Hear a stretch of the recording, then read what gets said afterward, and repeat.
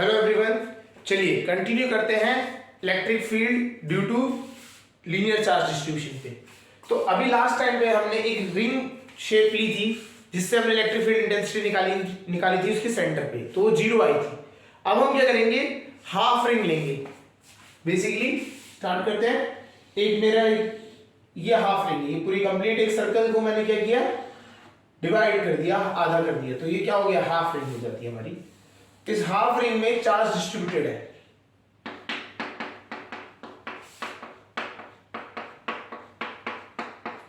अब ये जो रिंग में जो चार्ज डिस्ट्रीब्यूट हुआ है, इसकी वजह से हमें सेंटर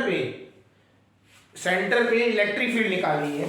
तो वो हमारा ये वो पॉइंट है, तो इस पे इलेक्ट्रिक फील्ड निकालनी है। अगर हम बात करें इस तरीके से, तो इस क्वेश्चन को कैसे सॉल्व करेंगे, कंसेप्ट वही है। आप एक छोटा एलिमेंट लेंगे जिसकी जो आप थिकनेस dl ले सकते हैं, उससे आप एक पॉइंट पे निकालेंगे कितनी इलेक्ट्रिक फील्ड आ रही है। आफ्टर दैट उस पूरे उसको क्या कर देंगे, इंटीग्रेट कर देंगे। तो हम क्या करेंगे, सिमिलरली हम क्या करते हैं, यहाँ पे एक सपोज करते हैं यहां से एंगल, एक थीटा एंगल मूव करने के बाद एक एलिमेंट ले लिया जिसकी थिकनेस है, जिसकी जो लेंथ है वो है dl, उसकी लेंथ है dl, और जितना वो एंगल कितना सबटेंड कर रहा है, सेंटर पे वो d थीटा एंगल सबटेंड कर रहा है, d थीटा एंगल सबटेंड कर रहा है। तो ये जो एलिमेंट है, ये एक छोटा सा एलिमेंट मान लिया जिसकी लेंथ हमारे पास dl है, वो थीटा एंगल के बाद d थीटा एंगल सबटेंड कर रहा है। चलिए, तो हम इसकी वजह से हम इलेक्ट्रिक फील्ड देखें तो इलेक्ट्रिक फील्ड कहां को आएगी, आपकी इस डायरेक्शन में आएगी। अगर ये एंगल थीटा है तो ये भी क्या हो जाएगा, एंगल थीटा हो जाएगा, वर्टिकली अपोजिट एंगल, बिकॉज ये वैसे स्ट्रेट लाइन है। यहाँ पे क्या हो जाएगा, ये आपका आ गया DE। यही हम करते हुए आ रहे हैं अभी तक। तो हमने क्या किया, इस पॉइंट चार्ज से DE आया। अगर इसको कंपोनेंट में ब्रेक करेंगे तो इधर को कौन सा कंपोनेंट आएगा, इधर को आ जाएगा आपका थीटा है, तो इधर को क्या होगा, DE cos थीटा। सिमिलरली नीचे को कौन सा कंपोनेंट आएगा, DE sin theta, DE sin theta component आ जाएगा। क्लियर है। चलिए, अगर मैं अब इसमें थोड़ा सा नोटिस करें, इसी के जस्ट सामने अगर हम एक एलिमेंट और ले लेते हैं dl, तो इसकी वजह से इलेक्ट्रिक फील्ड यहां पर होगी कहीं पे, ठीक है। एंगल ये भी थीटा रहेगा, ये भी थीटा, तो इससे क्या होगा, वो भी DE होगा। तो ये क्या कंपोनेंट दो ब्रेक होंगे इसके भी, DE cos थीटा एंड फिर इधर को क्या आ जाएगा, DE sin थीटा, तो 2DE sin थीटा बन जाएगा। जो हमने पहले लीनियर चार्ज में भी किया था, एक सीधी स्ट्रेट लाइन थी, तो जिसमें क्या होता है, ये वाला कंपोनेंट कट कैंसिल आउट हो जाएगा, तो हमारा DE cos थीटा वाला कंपोनेंट कैंसिल हो जाएगा। समझ आ रहा होगा क्या करना है। अगर मैंने एक एलिमेंट लिया, इससे DE की वैल्यू निकाली, तो दो कंपोनेंट टूटेगा, DE cos थीटा इधर को एंड DE sin थीटा इधर को। इसी तरीके से सिमिलर एक और कंपोनेंट अगर हम लेते हैं यहाँ पे, तो वो क्या होगा, वो भी DE इधर को इलेक्ट्रिक फील्ड सबटेंड करेगा एंड आफ्टर दैट उसको कंपोनेंट में ब्रेक करेंगे तो DE cos theta and DE sin theta. तो दो एलिमेंट्स जब हम देखेंगे तो क्या होगा, DE cos थीटा वाला कंपोनेंट कैंसिल आउट हो जाएगा और आपका जो रिजल्टेंट आएगा वो आएगा 2DE sin थीटा। तो दो एलिमेंट्स से, छोटे छोटे एलिमेंट जो हमने पॉइंट चार्ज दिए हैं, तो उससे हमारा कितना आ रहा है, 2DE cos थीटा। तो DE नेट कितना आ रहा है, अगर हम बात करें एक एलिमेंट से, तो एक एलिमेंट से कितना हो जाएगा, इसका आधा, DE sin थीटा।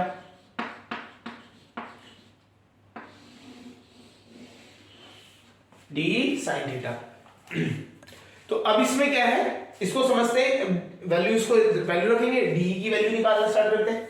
DE कैसे निकलता है, पॉइंट चार्ज है तो DE के लिए आएंगे, तो DE हमारा क्या हो गया, K, वही 1/4 लिख लें या K लिख लेते हैं, एंड देन dq जो इससे चार्ज आएगा dq, तो dq upon r² is distance, तो रेडियस इतना है r, इसका इस रिंग का जो रेडियस है वो हमने मान लिया r, हमें r दिया होगा वो, तो r²। क्लियर है। चलिए, तो अब हम क्या बात करते हैं, हमें dq की वैल्यू रखनी है, तो dq कैसे निकलेगा, बाय लीनियर चार्ज डेंसिटी की हेल्प से कर सकते हैं। तो dq कितना होगा, लैम्डा इनटू dl, ये आ गया। यहां भी हमारे पास एंगल है थीटा, तो लिमिट्स हमें थीटा की फॉर्म में रखनी पड़ेगी, ये dl है। तो आपके पास ऑप्शन है, या तो इस थीटा को किसी तरीके से आप l की फॉर्म में ले आए, या फिर एल को थीटा की फॉर्म में कन्वर्ट कर दें। तो दोनों में से कोई भी एक चीज कर सकते हैं। आप क्या कर सकते हैं, या तो इसमें से ये जो थीटा है इस थीटा को उसमें कन्वर्ट करें एल की वाली फॉर्म में, ठीक है, नहीं तो एल को हम क्या करते हैं जनरली एल को कन्वर्ट कर लेते हैं। हमें पता है, हमें एक चीज पता है, theta is equal to r upon radius. तो इसका जो डी थीटा है is equal to r dl upon radius r. तो हमें यहां से एक चीज मिलती है, तो हम यहां से dl की वैल्यू सीधा लिख सकते हैं, dl is equal to r D theta, r D theta. Putting in d में वापस रख देते हैं इसको, तो डी की वैल्यू आ गई हमारे पास, दिखा सकते हैं के लैम्डा, dl की वैल्यू है आर डी थीटा, तो आर डी थीटा, तो r रखेंगे तो नीचे से r कैंसिल हो जाएगा, तो बचेगा क्या आपका ये। तो डी की वैल्यू आपको मिल गई K lambda upon R D theta. इसकी वैल्यू यहां रख देते हैं, D net is equal to के lambda upon R sine theta, तो साइन थीटा है, साइन थीटा को अंदर रख देते हैं डी थीटा। तो ये हमारे को क्या मिल गया, डी नेट। इस डी नेट से ये जो हमारे डी नेट मिला है, इसकी अब लिमिट्स की बात करते हैं। तो ये जो थीटा एंगल है कहां से स्टार्ट हो रहा है, इसको हमने 0 डिग्री मान लिया, तो ये घूम के कहां तक आ रहा है 180 डिग्री तक, कहां तक जा रहा है 180 डिग्री। तो theta is coming from 0 to 180 degree, integrating both side. अब हम क्या करेंगे, इंटीग्रेट कर देंगे इसको डी को बोथ साइड्स। इस वाले पार्ट डी नेट को हमने क्या किया, इंटीग्रेट कर दिया।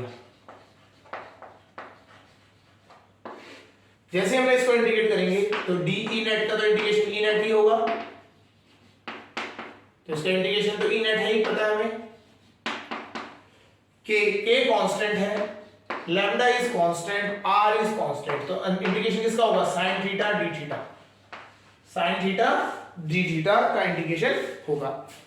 अब हमें लिमिट्स भी रखनी है, तो 0 से 180 डिग्री, 0 से 180 डिग्री। साइन थीटा की वैल्यू की, साइन थीटा का इंटीग्रेशन क्या होता है, साइन थीटा का इंटीग्रेशन अगर हम बात करें तो it is minus cos theta, minus cos theta, तो 0 180। ओके, चलिए वैल्यू पुट करते हैं, लिमिट्स रखते हैं, k lambda upon r cos 180, cos 180 की वैल्यू कितनी है, कॉस 180 मतलब सेकंड क्वाड्रेंट, तो माइनस में आएगा और -1, तो ये कितना हो गया, माइनस माइनस प्लस वन हो गया, बीच में minus sine, minus cos 0, cos 0 की वैल्यू होती है -1, क्योंकि कॉस 0 की वैल्यू होती है 1, अगर ये माइनस साइन भी है तो -1 हो जाएगा, तो माइनस माइनस प्लस 1। समझ आ रहा होगा ये क्या है, बेसिकली कॉस, इसमें रख देते हैं, थोड़ा सा क्लियर रहेगा। माइनस कॉस 180 आ रखा है, माइनस कॉस 0, एक स्टेप में लिख देते हैं, कोई प्रॉब्लम नहीं। कॉस 180 की वैल्यू -1 होती है, तो माइनस माइनस प्लस 1, ऐसे ही माइनस माइनस क्या हो जाएगा +1, cos 0 की वैल्यू 1, तो ये हो गया आपका E net is equal to k 2k lambda upon r। तो E net यहां से ऐसे निकल के आपके पास आ गया। तो electric field at centre due to a half ring of charge, half ring of charge की वजह से कितना आ रहा है आपका, that is E net is equal to 2k lambda upon r, 2k lambda upon r। समझ आ गया होगा। चलिए अब हम क्या करते हैं, इसी को अब क्वेश्चन जो है नेक्स्ट क्वेश्चन में क्या होगा, इसको हमने क्या किया और फर्दर हाफ में डिवाइड कर दिया। क्वार्टर रिंग जिसे हम कहते हैं क्वार्टर रिंग की वजह से हम देखेंगे कितना होता है। चलिए इसको करते हैं।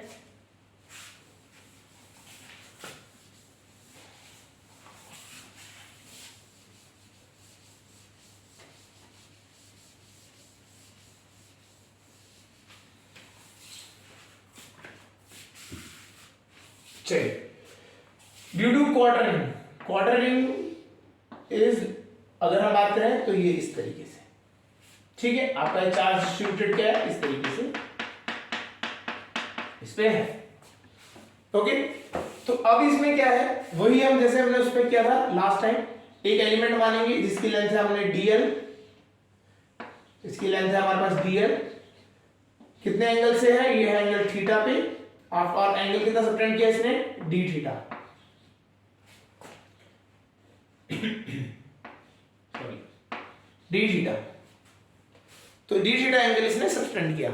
ओके, तो अब इसकी वजह से हमें क्या करना है, इलेक्ट्रिक फील्ड निकालनी है। तो अब यहाँ पे क्या होगा, यहाँ पे अगर हम इसके वजह से इसके देखें तो इसका आ रहा है डी ई, इधर को थीटा, दो कंपोनेंट आएंगे D E cos theta and D E sine theta. यहां पे आप अगर देखेंगे, अब यहां पे ये दोनों कंपोनेंट सस्टेन रहेंगे, ये कैंसिल नहीं हो रहे हैं अभी, कोई इसका सेकंड क्वार्टर इसका या इसका काउंटर पार्ट नहीं है, काउंटर पार्ट कोई है ही नहीं जो इसको काट सके, कैंसिल आउट कर सके। तो हमारे पास यहाँ दो कंपोनेंट में आएगा। क्लियर है? चलिए फिर हम डीई की वैल्यू निकालते हैं। डीई के निकालने का तरीका बिल्कुल सेम है जैसे हमने लास्ट वाले में किया था। के डी क्यू निकालेंगे तो डी क्यू कितना हो जाएगा, lambda into dl, lambda into dl, charge density, linear charge density इसकी लैम्डा है और उसको लेंथ से हमने मल्टीप्लाई करते हैं डीएल अपॉन रेडियस इसका आर हमें दे रखा है, तो आर का स्क्वायर, आर का square, k lambda d l upon are square. Clear है? चलिए तो अब उसके बाद क्या है, D is equal to dl को हमने कैसे कन्वर्ट किया था डी थीटा में, dl is equal to r D theta, ये तो हमें पता है, ये हमने इसलिए theta r is equal to radius into theta, तो ये डीएल को रिप्लेस कर देंगे, के लैम्डा डीएल की जगह रखेंगे तो डी थीटा हो जाएगा, आर से एक आर नीचे वाला कैंसिल, तो ये हमारा डी निकल के आया था, लास्ट टाइम भी यही निकल के आया था, इस टाइम भी यही रहेगा। ठीक है, तो अब इसको क्या करेंगे, इसमें दो कंपोनेंट है, एक ये वाला और एक दूसरा वाला, तो हम क्या करते हैं, इन दोनों को निकालते हैं। ठीक है, चलिए फर्स्ट केस, सबसे पहले केस हम निकालते हैं डी कॉस थीटा की वैल्यू निकाल लेते हैं। स्टार्टिंग करते हैं डी कॉस थीटा से, तो डी कॉस थीटा कंपोनेंट जो है हमारे पास, डी कॉस थीटा वाले की बात करते हैं,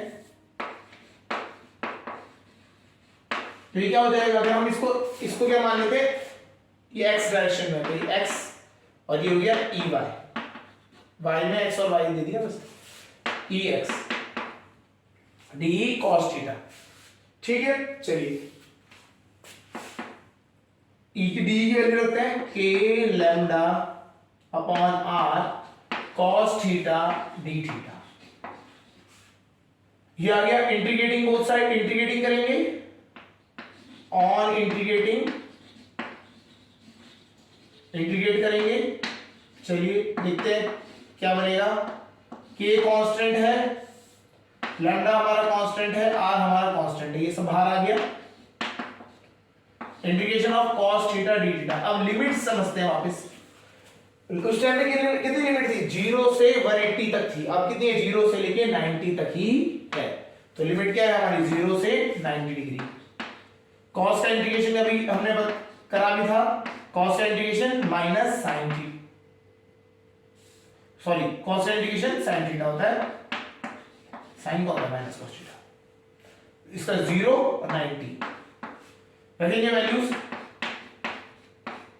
साइन 90 1 माइनस साइन 0 0, तो ये आ गया आपका k lambda upon r, E x की वैल्यू आ गई। अब हम निकालेंगे ई वाई, ई वाई कितना है हमारे पास, D sine theta, D sine theta, और ये क्या रहेगा, ये आपको वापस वैल्यू पुट करेंगे, E lambda upon R sine theta D theta बन जाएगा, और इंटीग्रेटिंग जैसे हम इंटीग्रेट करेंगे इसका कितना आ जाएगा, E y is equal to के लैम्डा आर, ये तो कांस्टेंट है, integration of sine theta D theta, ये जैसे ये है बाहर आएगा, लिमिट 0 से 90, साइन थीटा का इंटीग्रेशन कितना होता है, माइनस कॉस थीटा, यहां पे ये ध्यान रखना, लिमिट 0 से 90, वैल्यूज रखेंगे cos 90 माइनस cos 90 cos 90 की वैल्यू 0 होती है तो 0 माइनस cos 0 कितना हो जाएगा 1, तो ये माइनस माइनस प्लस 1, तो ये भी आगे k लैम्डा अपॉन r, तो ये आपका ई वाई भी कितना आया k लैम्डा अपॉन r। तो दोनों के दोनों आपके पास k एक्स वैल्यू आ गई और ई वाई भी आ गई। इन दोनों के बीच में एंगल कितना है 90 डिग्री का। तो रिजल्टेंट जो हम बात करेंगे, तो अगर हम रिजल्टेंट निकालें E net under root E X square plus E Y square plus E Y square, जैसे ही हम करेंगे तो क्या होगा, आप दोनों की वैल्यू सेम है तो ये कितना आएगा अंडर रूट 2 के कंसेप्ट में आता है under root 2 times k lambda upon r. तो ये हमारा क्या है net electric field due to a quarter ring और इसकी डायरेक्शन क्या होगी, ये बिल्कुल बीच में होगी। tan थीटा जब निकालेंगे तो आपकी डायरेक्शन, तो ये 45 एंगल आएगा और ये बिल्कुल स्ट्रेट होगा बीच से। क्लियर हो गया। तो ये आपकी क्या होती है electric field due to a quarter ring. तो अगर आपको जैसे निकालने के लिए देगा तो आपको लिमिट्स दे देगा, आपको क्या करना है, आपको करना क्या है, हमेशा डी ये निकलेगा आपका, लिमिट्स आपको दी जाएगी। जनरल केस भी होगा, अगर आप जनरल केस में जाएंगे तो 0 से लेके 90 की जगह पे क्या हो जाएगा 0 से लेके थीटा चेंज हो जाएगा और तुम्हें आपको फिर दोनों निकालनी है, एक्स भी निकालना है, तो बस ये आप सॉल्व करेंगे तो यहाँ 90 की जगह क्या आएगा थीटा आ जाएगा आपका, बस और कोई डिफरेंस नहीं है। यही सॉल्व होगा एक्स का, फिर ई वाई आएगा वो उसमें भी थीटा दिया जाएगा और कुछ डिफरेंस नहीं रहेगा। समझ आ रहा होगा। तो इस तरीके से आप लीनियर चार्ज डिस्ट्रीब्यूशन अगर एक रिंग या कर्व शेप में दिया जाएगा तो आप इस तरीके से उसको सॉल्व कर पाएंगे। ओके, चलिए अब आगे हम करते हैं, नेक्स्ट टॉपिक पे आते हैं।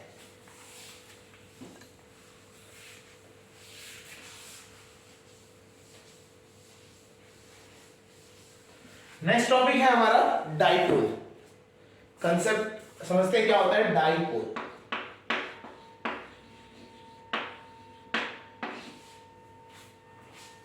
डाइपोल होता क्या है, जब भी हम two equal and opposite charges, वापस समझते हैं, टू इक्वल दोनों की दोनों इक्वल है plus Q and minus Q, opposite मतलब एक प्लस का हो गया और minus Q. when two equal and opposite charges are placed at a small separation, एक सेपरेशन पे इन दोनों को रखा गया है, इन दोनों को एक सेपरेशन में रखा जाता है, it forms a dipole। तो क्या हो गया, एक प्लस क्यू माइनस क्यू को अगर हम एक सेपरेशन में रख देते हैं तो उसे हम क्या कहते हैं डाइपोल कहते हैं। क्लियर हो रहा होगा पॉइंट। तो डाइपोल की डेफिनेशन अगर हम बात करें तो डेफिनेशन लिख लेते हैं, when two equal and opposite charges are placed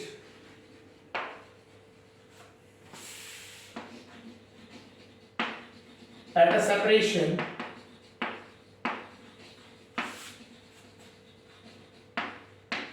they form dipole, they form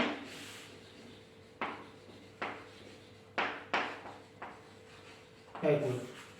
ठीक है, ये डाइपोल होता है, आपको समझ आना चाहिए। E plus and minus charge को जब हम पास रख देते हैं तो ये डाइपोल क्रिएट करता है। ठीक है, तो ये डाइपोल का कंसेप्ट आपको केमिस्ट्री में भी पढ़ने को मिलेगा जब आप पढ़ेंगे एमओटी और वेस्पर थ्योरी वाला चैप्टर, है ना। तो बॉन्डिंग, केमिकल बॉन्डिंग में भी आपको डाइपोल्स निकालने पड़ते हैं कि डाइपोल्स कैसे होते हैं, तो उसमें भी उस वाले में भी मिलेंगे आपको डाइपोल निकालने का। तो वो ही कंसेप्ट यहाँ पे है। वहां पे क्या होता है, वहां एटम्स के अंदर होते हैं दो एक पॉजिटिव और नेगेटिव एटम्स होते हैं। यहाँ पे क्या है, दोनों के दोनों क्या क्या सेम चार्ज रखे हैं, प्लस का एक माइनस का एक। ठीक है, चलिए तो हम इनके पीछे जो सेपरेशन है उसको हम क्या लेते हैं 2L लेते हैं। सेपरेशन हम लेते हैं इसका 2L।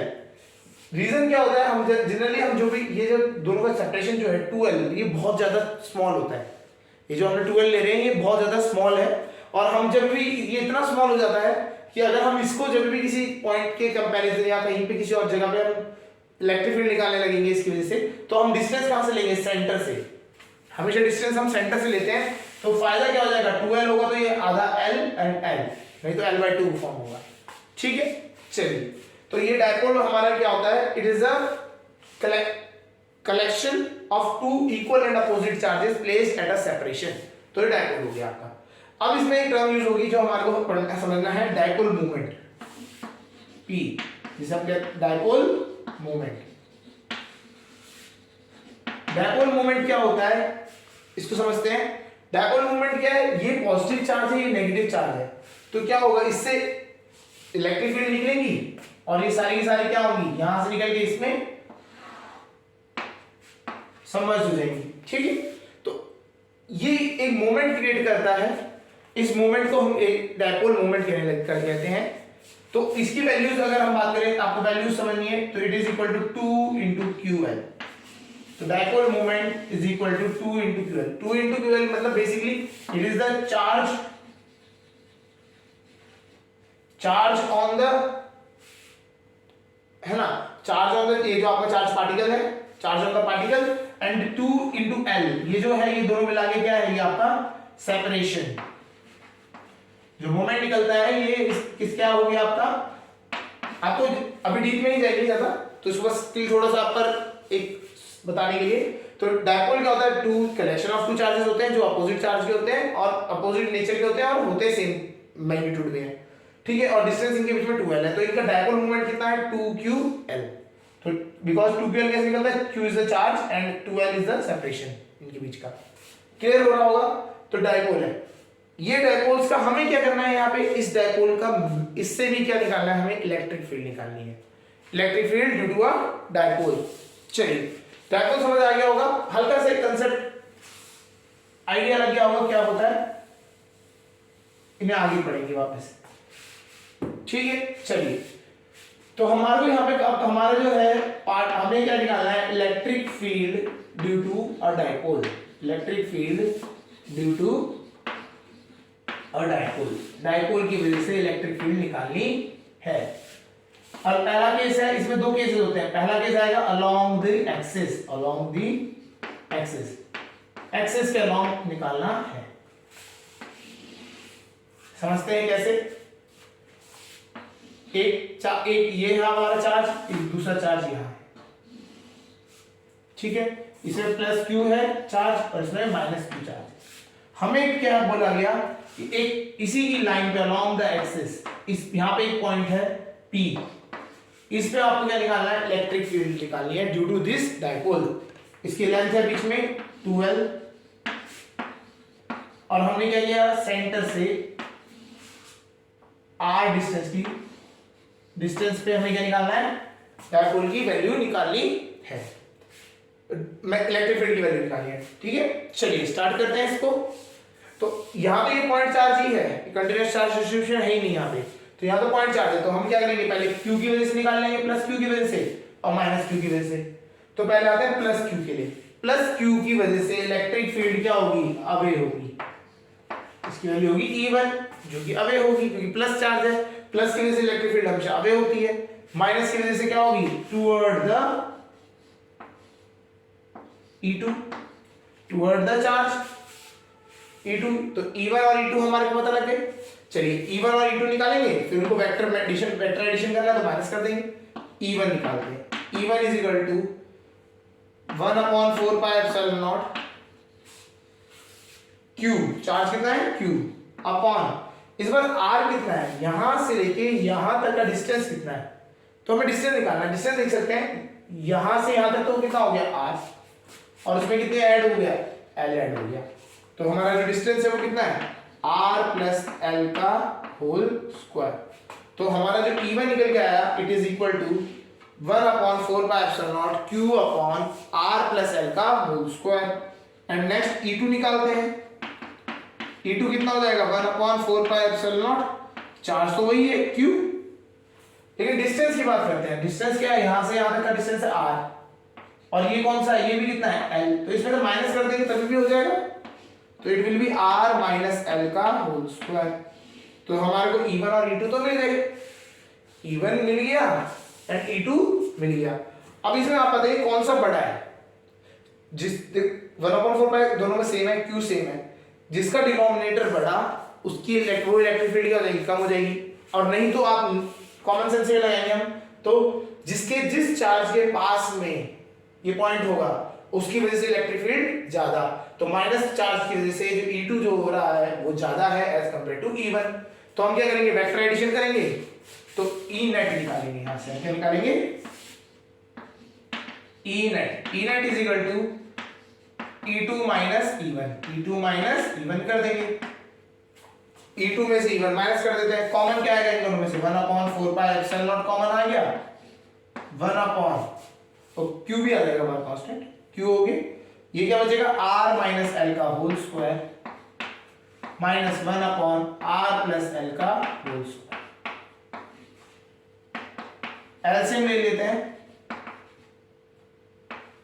इन दोनों का एलसीएम लेंगे तो कितना आएगा, R माइनस L का whole square R plus L का होल स्क्वायर, और ऊपर क्या हो जाएगा, R प्लस L का whole square minus R minus L का होल स्क्वायर।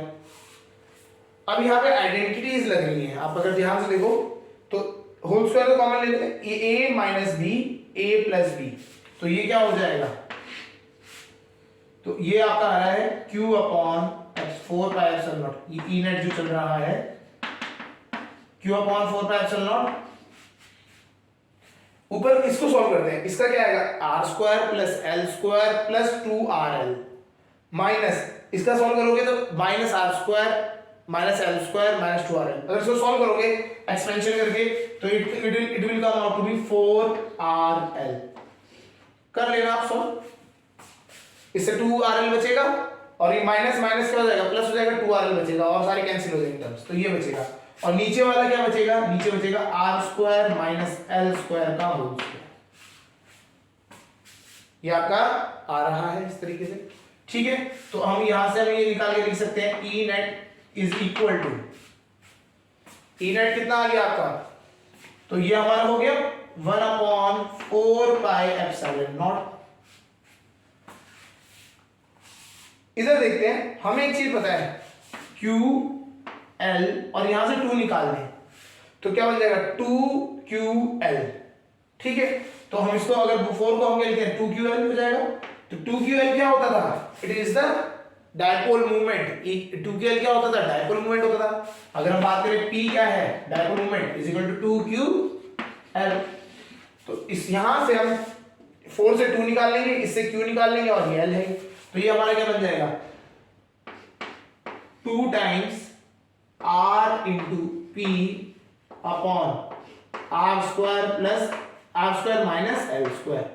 तो ये हमारा क्या हो गया, E नेट हमारा आ गया। समझ आ रहा होगा आपको कि E नेट हमने इस तरह से निकाल लिया। कर लेते हैं, चलिए अब एक केस क्रिएट होता है इसमें, इफ देखिए जनरली मैंने आपको बताया, अभी स्टार्टिंग में बताया, डायपोल में क्या होता है, ये जो चार्जेस होते हैं बहुत पास रखे होते हैं, वेरी नियर, तो ये जो लेंथ है 2L ये बहुत कंपैरेटिवली लो होती है एज कंपेयर टू R।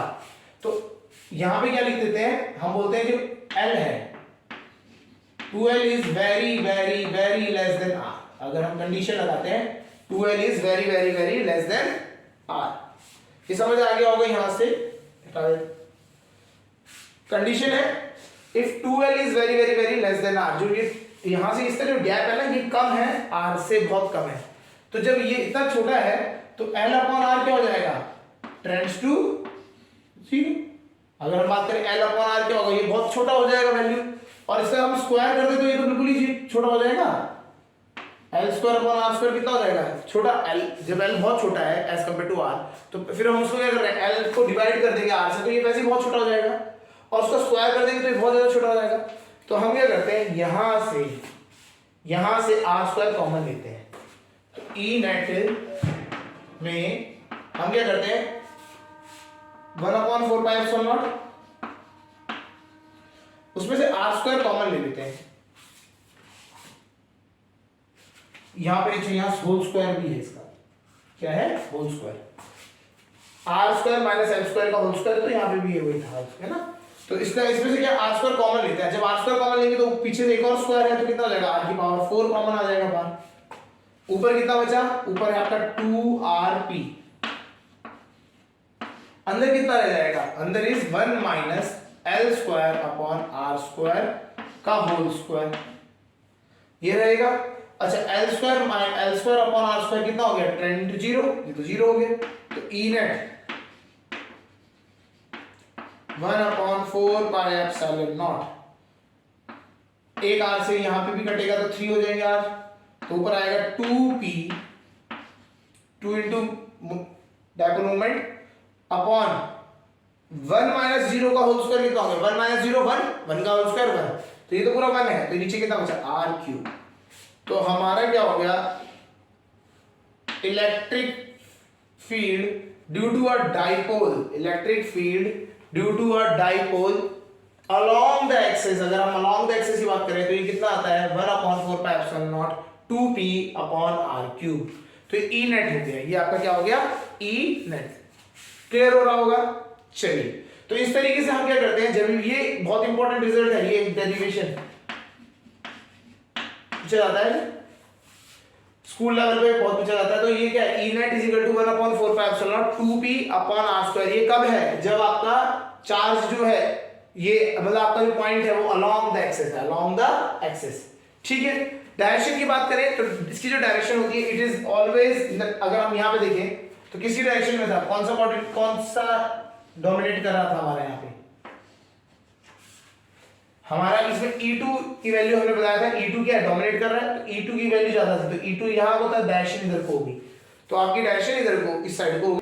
अगर ये इसके पास होता तो ये क्या करता है, पॉजिटिव वाला रिपेल करता है इसको, अगर हम बात करें पॉजिटिव वाला रिपेल करता, तो ये हमेशा क्या होता है, इससे दूर जाते हुए डोमिनेट करता।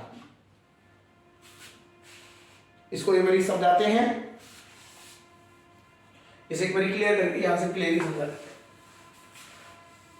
डायरेक्शन ये ले आते हैं, यहां पे अगर आपने प्लस क्यू है या माइनस क्यू है, ठीक है। चलिए तो ये पॉइंट आपका यहां पे है अभी हमारे केस में, तो Q2 ये जो Q है माइनस वाले के पास में, तो डोमिनेट कौन कर रहा है, माइनस वाला, तो माइनस वाले की वजह से क्या होगा, ये इसकी डायरेक्शन क्या होगी, नेगेटिव से पॉजिटिव की तरफ को जाती हुई, नेगेटिव से पॉजिटिव की तरफ को जाती हुई होगी। सेकंड केस, अगर हमने यहां पे ले लिया इस साइड पे, तो डोमिनेट कौन करेगा, प्लस वाला, और प्लस वाले की वजह से हमेशा क्या होता है, रिपेल होता है, तो इसकी इस टाइम पे भी डायरेक्शन क्या रहेगी, नेगेटिव से पॉजिटिव। तो आप एक चीज याद रखनी है, electric field due to a dipole की जो डायरेक्शन होती है it is along the axis में, अगर हम बात करें it is always from negative charge to positive charge. तो हम डायरेक्शन हम लिख सकते हैं, direction from negative charge to positive charge, negative charge से कहां पे होती है, पॉजिटिव चार्ज। क्लियर हो गया होगा समझाने के लिए, ठीक है। तो क्या हुआ है, जब हम ये इस साइड जाएंगे तो ये डोमिनेट करेगा, तो ये तो अपनी तरफ खींचता ही खींचता है, जब हम इधर लेंगे तो ये क्या होगा, इसको रिपेल करेगा, तो ये वैसे ही उधर डायरेक्शन देगा।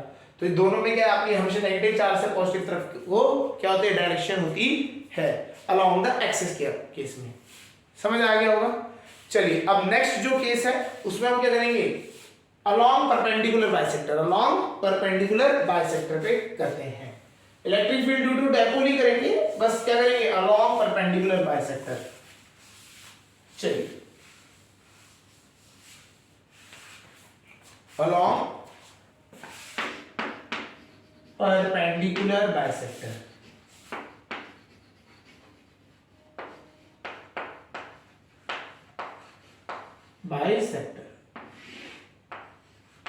ठीक है। चलिए डायपोल लेते हैं, करते हैं स्टार्ट। ये डायपोल लिया, plus Q minus Q, distance वही है हमारा 2l, इन दोनों के बीच में सेपरेशन, सेंटर पे तो यहां से कितना डिस्टेंस हो जाएगा, यहां से हो जाएगा आपका l, l के गैप पे हम क्या करेंगे, at a point at a distance r, हमें क्या करना है, इस पॉइंट पे निकालना है। चलिए करें, स्टार्ट करते हैं।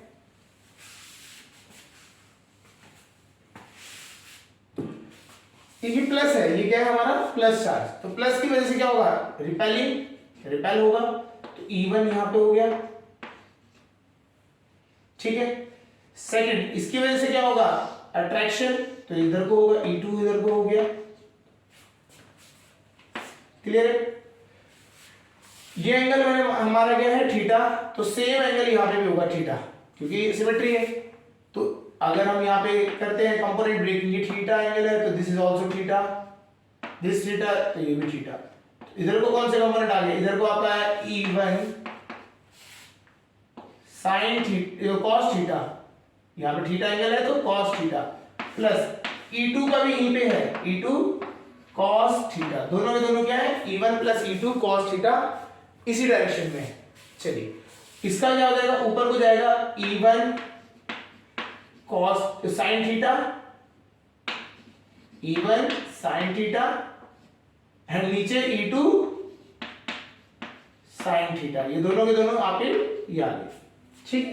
चलिए स्टार्ट करते हैं, E1 और E2 की वैल्यूज निकालते हैं। E1 के लिए निकालेंगे तो E1 कितना हो जाएगा, 1/4 पाई एप्सिलॉन नॉट, चार्ज कितना है Q, R स्क्वायर, R क्या होगा इस बार, ये डिस्टेंस, तो L और R, इसका क्या करेंगे, अंडर रूट, ये निकलेगा under root R square plus L square, Pythagoras theorem से।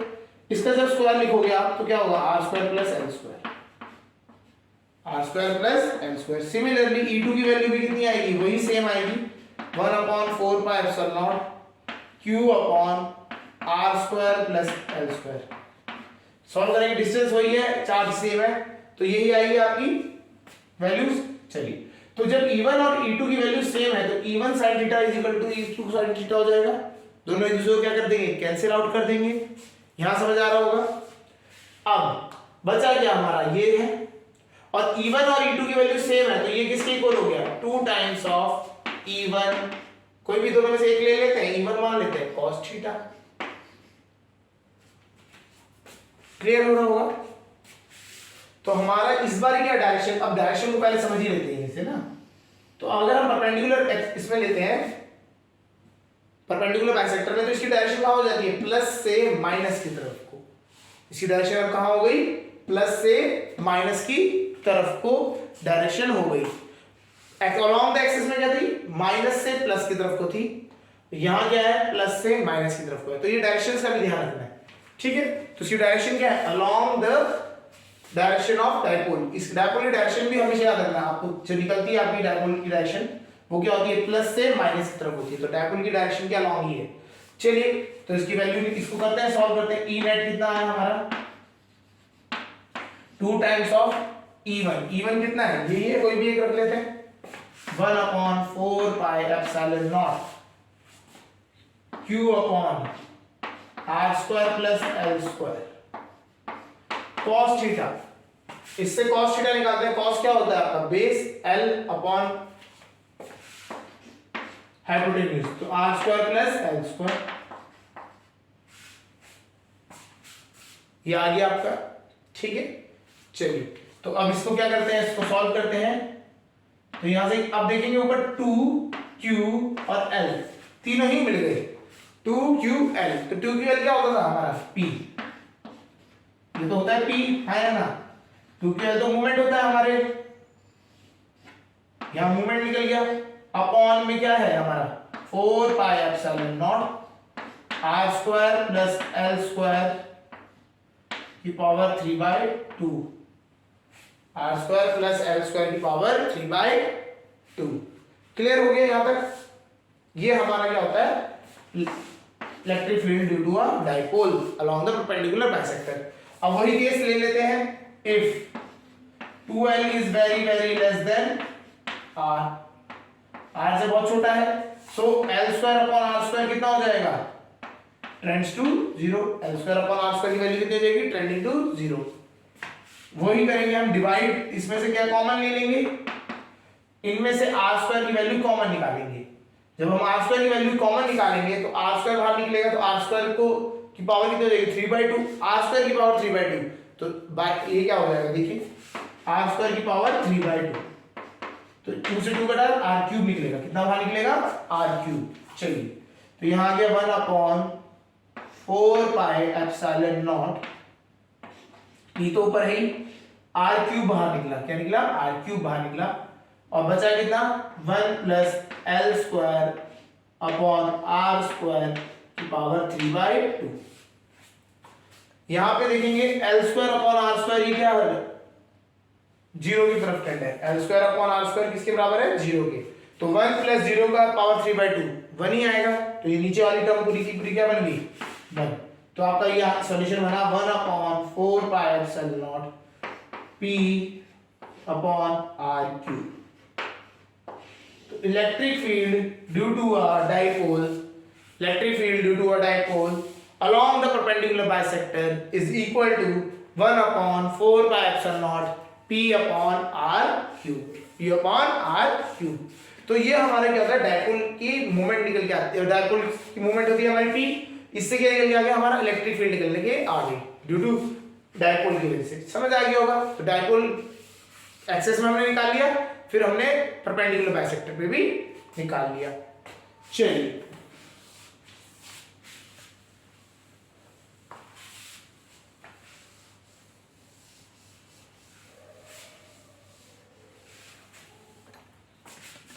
अब क्या है, अगर सपोज करते हैं कि डाइपोल में जनरल जगह पर रख दिया, ना ही आपका परपेंडिकुलर बाइसेक्टर पे है ना ही वो एक्सिस पे है, वो हमें क्या है वो एक जनरल जगह पे है। तो उस टाइम पे हम क्या यूज करते हैं, कैसे करेंगे उसको अब समझते हैं। ठीक है चलिए, तो हमने क्या लिया, एक डाइपोल ले लेते हैं plus Q minus Q and एक जनरल एक पॉइंट है यहां पे हमें निकालना है। और ये हमारा क्या है, सपोज करते हैं ये r डिस्टेंस पे है और ये एंगल है यहां से theta angle, at an angle theta, और सेंटर पॉइंट से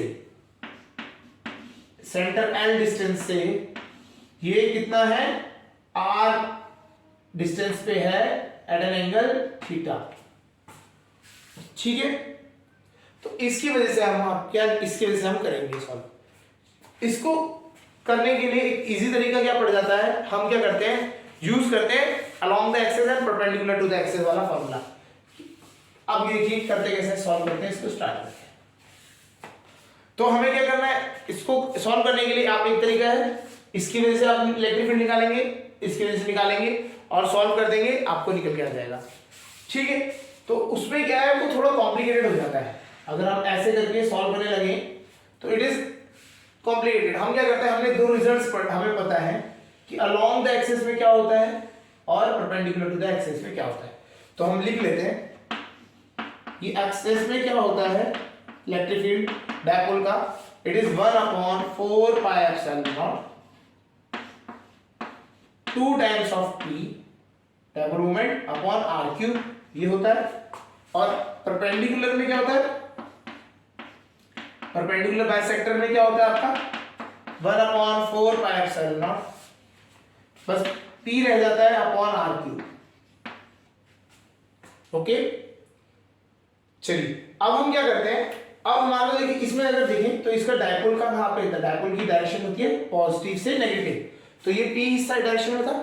अब हम क्या करेंगे, इस p की वजह से p को क्या करेंगे, अब दो कंपोनेंट में ब्रेक कर देंगे। एक तो अलोंग द, ये अगर हम बात करें इसकी डायरेक्शन में जो डिस्टेंस है उसकी तरफ को, और एक परपेंडिकुलर में।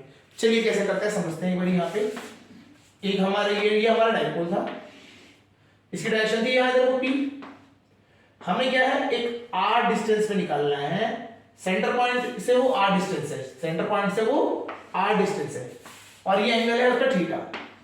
तो हम क्या करते हैं, इसको दो कंपोनेंट में ब्रेक कर देते हैं। एक कंपोनेंट क्या है अलोंग द जो हमारा डिस्टेंस है उसके, और एक perpendicular to the distance.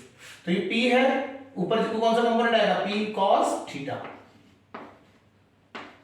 Momentum जो है डाइपोल मोमेंट है, ऊपर आ गया cos थीटा का कंपोनेंट, नीचे आया sin थीटा का कंपोनेंट। इसका मतलब क्या है समझते हैं कि जो हमारा इधर को है, हमारे डाइपोल है जिसका जो एक डाइपोल है जो है जिसकी जो वो है डाइपोल मोमेंट है वो है p sin थीटा, और उसके सेंटर पॉइंट से r डिस्टेंस पे हमारे को p एक पॉइंट है p, उस पे निकालना है। ठीक है, एक तो ये चीज मिल गया हमारे को p cos theta, sin theta की p cos theta. Second case एक परपेंडिकुलर है डाइपोल, किसके, इस r डिस्टेंस के, उसका जो वैल्यू है वो है p sin theta, p sin theta. Distance आ रहा है वो भी पॉइंट p पे है, तो हमारे को दोनों की वजह से निकालनी है। अब देखो डायरेक्शन का अगर हम बात करते हैं, इसमें ये इधर को प्लस था और ये माइनस था, p की डायरेक्शन क्या है, प्लस से माइनस की तरफ। जब भी हम बात करते हैं अलोंग द एक्सिस की बात करते हैं, तो इसकी जो डायरेक्शन होती है वो कहां पे होती है, it is always from negative to positive. ये हमने इसलिए इंपॉर्टेंट बताया कि यहाँ पे क्या होगा, यहाँ पे डायरेक्शन क्या होगी, नेगेटिव से पॉजिटिव की तरफ वाली डायरेक्शन में होगी। इसकी वजह से क्या होगा, p cos थीटा की वजह से नेगेटिव से पॉजिटिव, और जब p sin थीटा वाला आएगा तो ये था यहाँ प्लस और ये माइनस, तो इसकी डायरेक्शन क्या होगी, प्लस से नेगेटिव की तरफ। तो इसकी डायरेक्शन क्या होगी, प्लस से नेगेटिव की तरफ। तो इसका मतलब समझते हैं, p cos थीटा की वजह से क्या होगा, इधर को आएगा इलेक्ट्रिक फील्ड E1, और p sin थीटा वाली की वजह से इधर को आएगा P। समझ रहे? तो अलोंग द एक्सिस को हमने हमारा क्या है वो E1, और परपेंडिकुलर बाइसेक्टर को हमने ले लिया E2। ठीक है, तो फॉर्मूला क्या था, 1/4 pi epsilon not 2 times of p, लेकिन इधर p की वैल्यू कितनी है, p cos theta, p cos theta. ये अलोंग द एक्सिस वाला ही है, अलोंग द एक्सिस वाले का फॉर्मूला यही होता था, बस इधर p की जगह पे हमारे पास कितना दे रखा है, p cos थीटा। तो ये हो गया। अब आते हैं इस पे, परपेंडिकुलर बाइसेक्टर को E2 हो गया हमारा, E2 है इस डायरेक्शन में, तो हमारा ये E2 डायरेक्शन थी, इसकी जगह ये देखो 1/4 pi epsilon not p sin theta है, बस यहाँ पे क्या है हमारे पास, sin थीटा। तो E1 की वैल्यू हमारे पास 1/4 pi epsilon naught 2p cos theta upon r cube, और यहाँ पे है 1/4 pi epsilon not p up sin theta upon r cube. तो इसका E नेट निकलेगा, E नेट कितना आ जाएगा, दोनों के दोनों वेक्टर एडिशन होगा दोनों का, और दोनों के दोनों के बीच में कितने का एंगल है, 90 डिग्री का। तो 90 डिग्री का एंगल है, तो इसका क्या हो जाता है, सिंपल है, E1 का स्क्वायर प्लस E2 का स्क्वायर। ठीक है, चलिए सॉल्व करते हैं।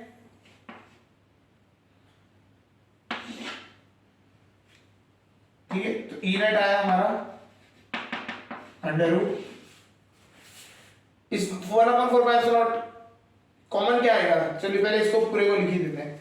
1/4 पाई एप्सिलॉन नॉट में k यूज कर रहे हैं, ठीक है, इसका पूरे का स्क्वायर, तो k का क्या हो जाएगा, स्क्वायर 2 इंटू p, 2p क्या हो जाएगा, 4p स्क्वायर अपॉन r की power 6 cos square theta,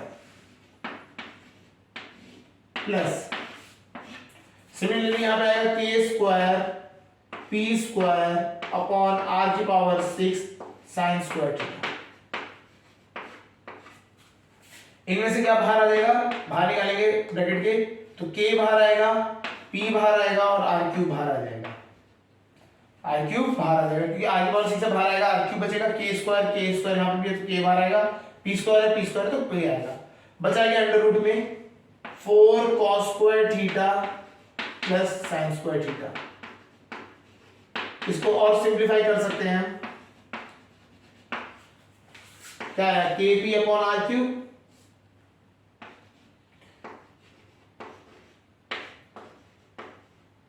under root cos square theta plus sin square theta कितना होता है 1, तो इसमें से 4 में से एक निकाल देंगे बाहर, तो 3 cos square theta plus cos square theta sin square theta, cos square theta plus sin square theta 1 होता है, तो ये आ जाएगा आपका 3 cos स्क्वायर थीटा प्लस 1। तो ये आपका जनरल, आपका अगर कोई जनरल केस है डायपोल डायपोल की वजह से इलेक्ट्रिक फील्ड निकालने का किसी भी पॉइंट पे, तो उसका जो फॉर्मूला आता है, तो E नेट जो निकल के आता है that is equal to k की वैल्यू क्या होती है, 1/4 पाई एप्सिलॉन नॉट, ऊपर मोमेंट डायपोल मोमेंट आ जाएगा, नीचे r क्यूब, ऊपर अंडर रूट में 3 cos स्क्वायर थीटा प्लस 1। तो ये आपका इस तरीके से डायपोल मूवमेंट की, डायपोल की वजह से electric field at any general point वो आपको अगर निकालने के लिए आएगा, तो इस तरीके से आप निकाल सकते हैं। तो इस तरीके से आपके इलेक्ट्रिक फील्ड के सारे जो थे, जो नॉर्मल अभी हम निकाल रहे हैं, ये कर लिए। आगे हम गॉस लॉ पढ़ेंगे, जिससे हम क्या करेंगे, फर्दर जो और अदर शेप्स हैं उनको हम सॉल्व करेंगे। अभी हम लीनियर चार्ज डिस्ट्रीब्यूशन वाले थे, उनको यहीं पे, ये हमारे इतने हो गए कंप्लीट, ठीक है। इसके बाद गॉस लॉ से पहले हम थोड़ा सा पढ़ेंगे the motion of a charge particle in a electric field, कैसे वो मोशन करते हैं इलेक्ट्रिक फील्ड में, वो हम समझेंगे, ठीक है। उसके बाद टॉर्क का कंसेप्ट, क्या टॉर्क लगता है, वो चीजें, फिर गॉस लॉ, इस तरीके से हम आगे करेंगे। अभी के लिए इतना ही।